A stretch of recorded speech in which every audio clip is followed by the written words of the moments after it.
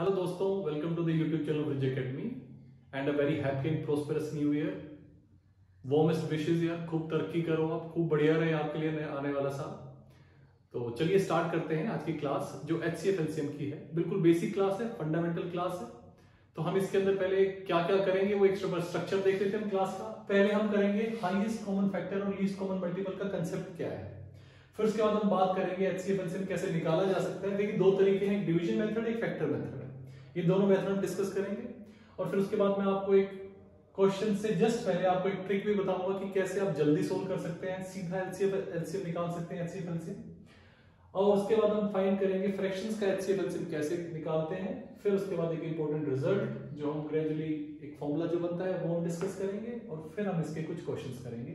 आज के क्वेश्चंस बिल्कुल बेसिक लेवल के होंगे, इजी लेवल के होंगे। ग्रेजुअली आने वाली क्लास में हम थोड़े एडवांस लेवल के क्वेश्चंस करेंगे। तो चलिए हम स्टार्ट कर रहे हैं। पहला देखिए, पहली बात हमें क्या करना है, कंसेप्ट की बात हम कर रहे हैं कि HCF LCM का कंसेप्ट क्या है।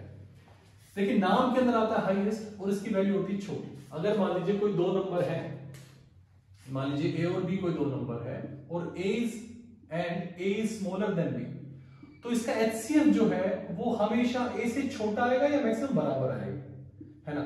और अगर LCM की मैं बात करूं तो LCM जो है वो हमेशा बड़े वाले नंबर से बड़ा आएगा या बराबर आएगा।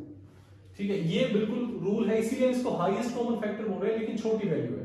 इसको हम लीस्ट कॉमन मल्टीपल बोल रहे हैं लेकिन बड़े वाले से बड़ी वैल्यू आती है ना। जो B है, B is greater than A, तो इसीलिए या तो B से बड़ा LCM आएगा या इक्वल आएगा, है ना।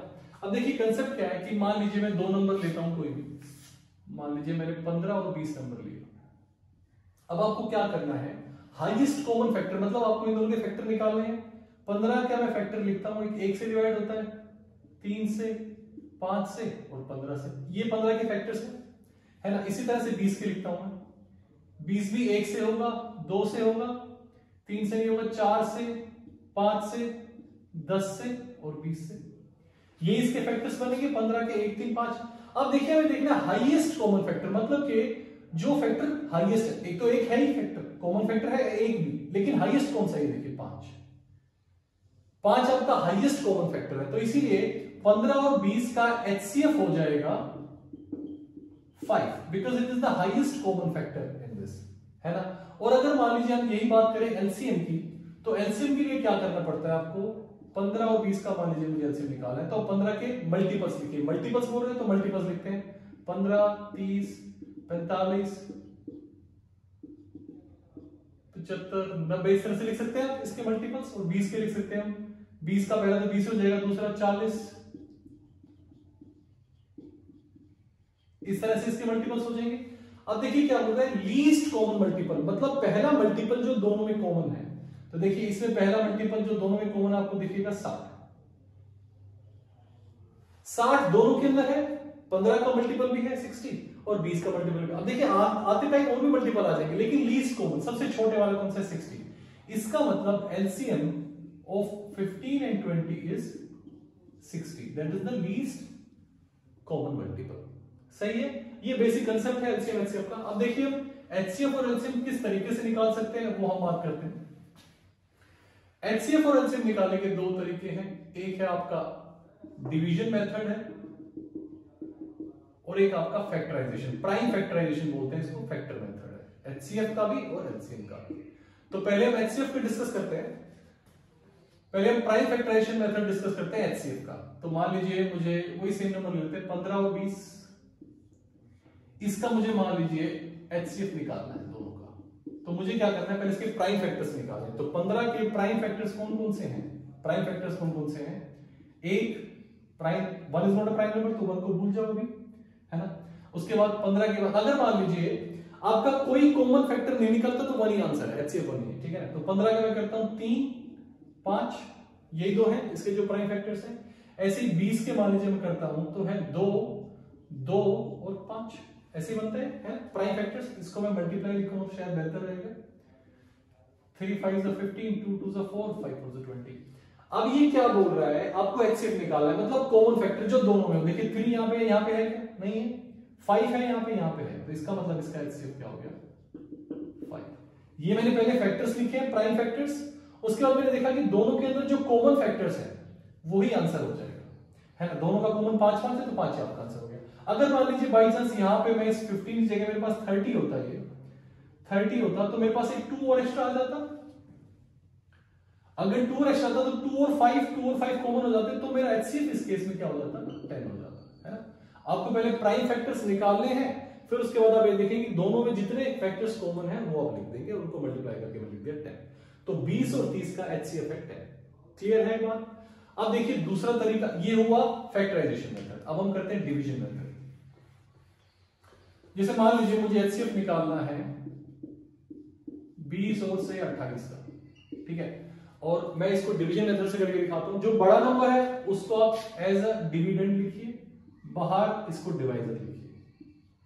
लिखा, ऐसे लिख दिया आपने, फिर आप इसको डिवाइड कीजिए। 21 से 20, 8 आ गया, 8 रिमाइंडर में। अब उसके बाद क्या करोगे, यहां पे आप इसको जो डिवाइजर था इसको आप डिविडेंड बना देंगे 20, फिर उसके बाद 8 2 16, 4 आ गया, और फिर से आप क्या करेंगे, इसको आप डिविडेंड बना देंगे 4 2 8।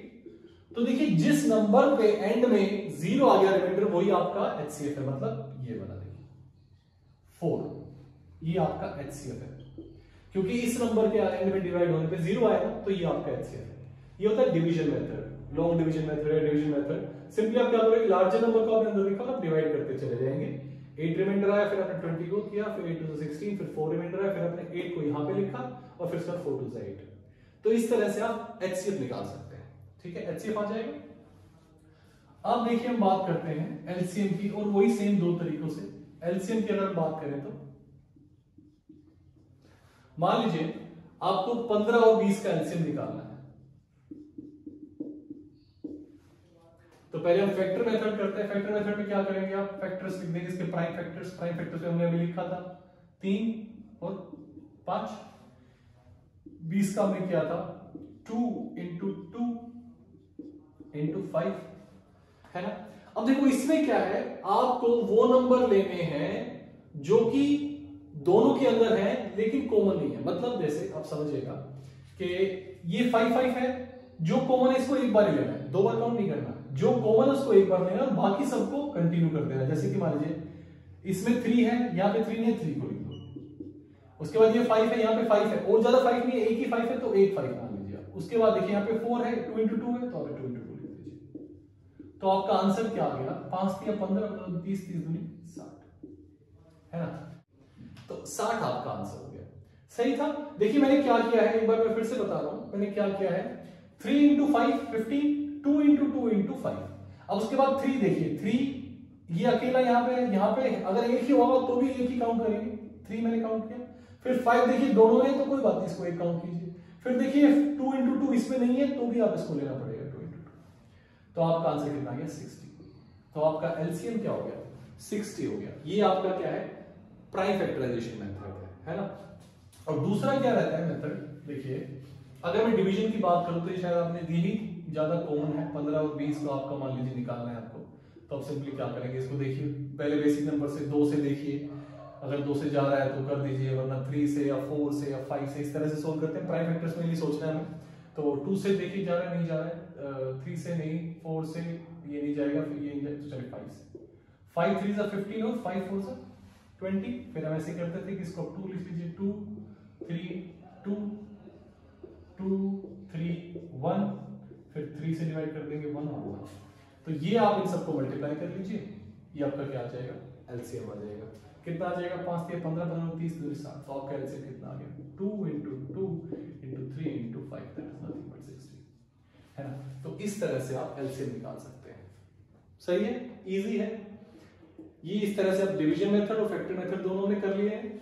अब देखिए चलिए आपको ट्रिक भी अभी बता देता हूं, why to wait for the end की कोई वेट करने की जरूरत नहीं है। देखिए ट्रिक क्या है, अगर मान लीजिए मुझे 15 और 20 का एचसीएफ निकालना है ना, एचसीएफ और एलसीएम एक साथ ट्रिक काम करती है।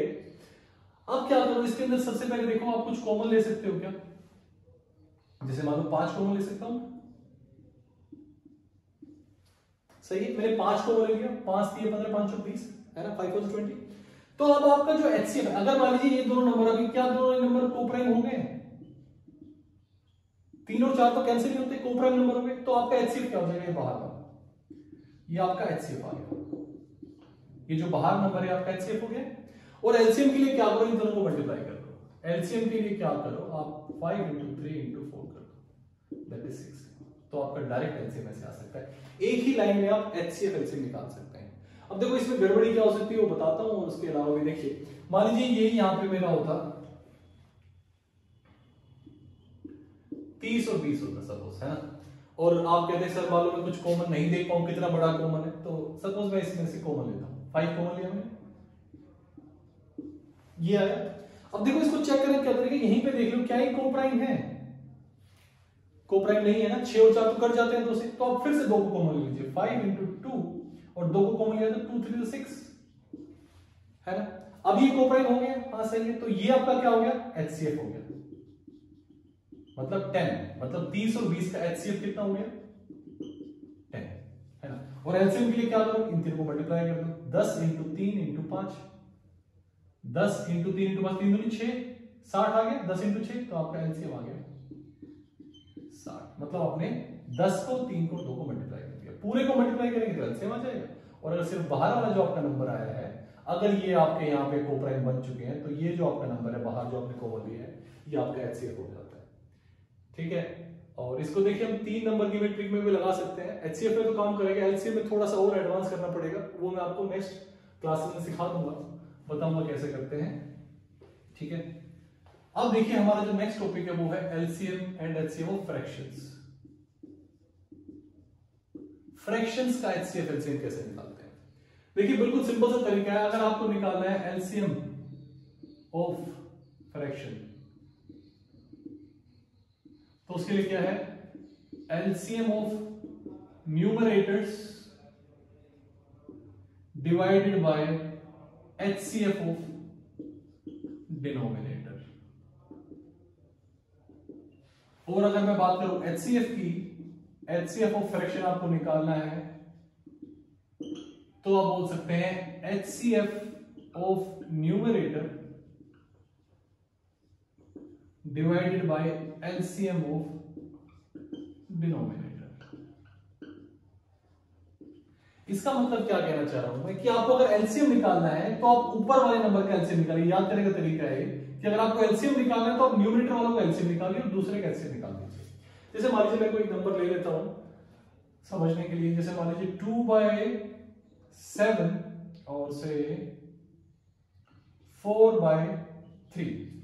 मान लीजिए मेरी ये दो फ्रैक्शंस हैं 2/7 और 4/3, और इसमें पूछता है कि इसका आप एलसीएम बताइए।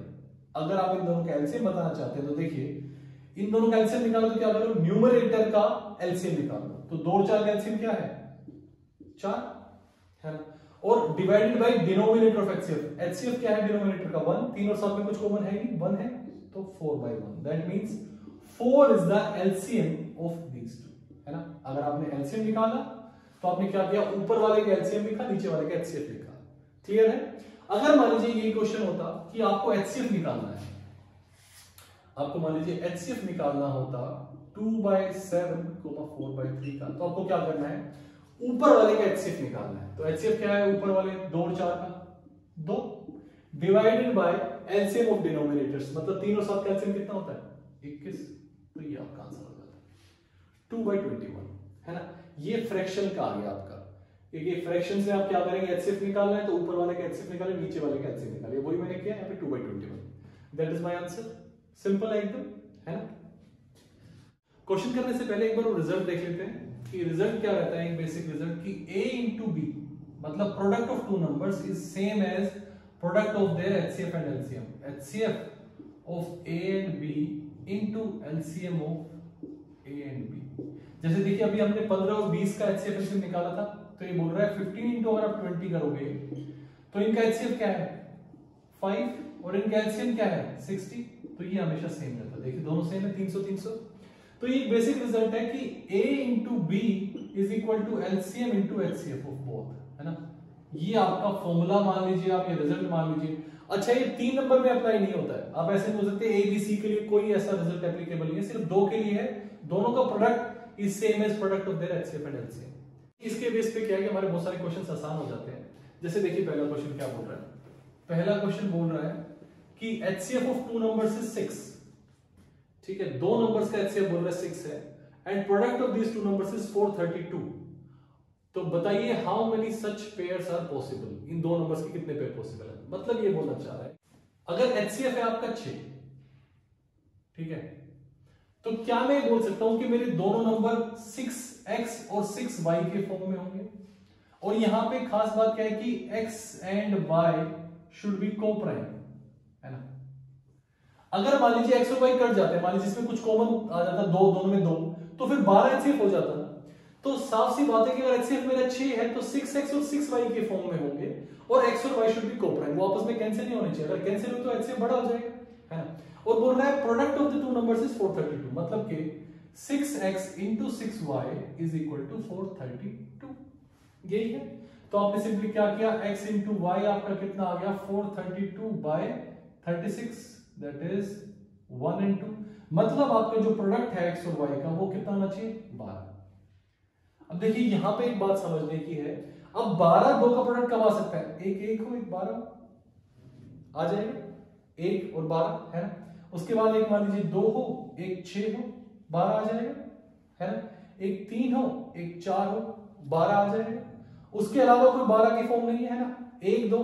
अब इसमें खास बात क्या है कि x और y शुड बी को-प्राइम हमने कहा था। अब देखो क्या इसमें x और y को-प्राइम है, ये तो कैंसिल हो रहे हैं 2 से, तो ये पेयर पॉसिबल नहीं है। तो एक्चुअल में पूछ रहा है how many pairs possible, 1 and 12 और 3 and 4, तो ये दो पेयर्स पॉसिबल है। एक्चुअल में आपका आंसर दो नंबर्स आपके एक और 12 3 और 4 नहीं, एक्चुअल में क्या आपके ये नंबर्स हैं। अगर मान लीजिए नंबर पूछता तो आप एक बार बोलते 6 और दूसरा बोलते आप 12 से मल्टीप्लाई करेंगे तो 72, और अगर आप इससे करते तो 18 और 24, है ना। ये एक्चुअल आपके नंबर्स हैं, लेकिन इसे सिर्फ पेयर पूछे कितने पेयर पॉसिबल है, तो ये दो पेयर से पॉसिबिलिटी आएगी। ये दोनों को-प्राइम है, इसमें को-प्राइम नहीं थे, ये 2 से कैंसिल हो रहा था, इसलिए मेरा आंसर क्या आ गया 2 सच पेयर्स आर पॉसिबल, है ना, 2 सच पेयर्स एग्जिस्ट। अच्छा अब देखिए नेक्स्ट क्वेश्चन देख लेते हैं। नेक्स्ट क्वेश्चन क्या बोल रहा है कि LCM of two numbers is 196। इस बार इसने एलसीएम भी दिया है और फिर एचसीएफ भी दिया है।